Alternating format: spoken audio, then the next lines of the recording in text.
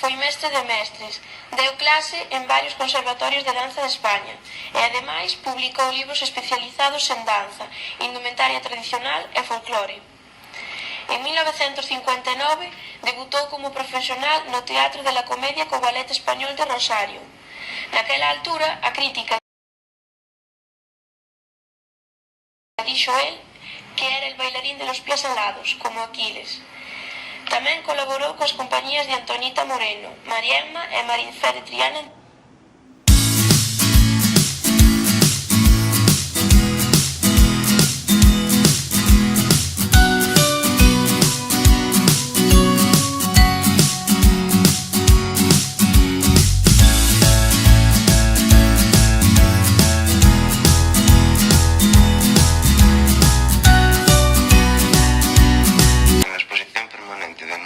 Encontramos prendas típicas de muchos países.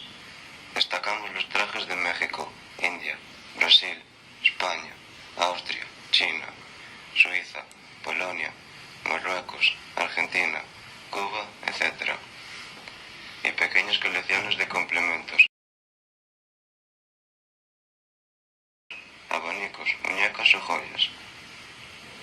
La escalera que nos lleva a la planta superior cuenta con una amplia muestra fotográfica dedicada a Juanjo Liñares, por artistas de renombre como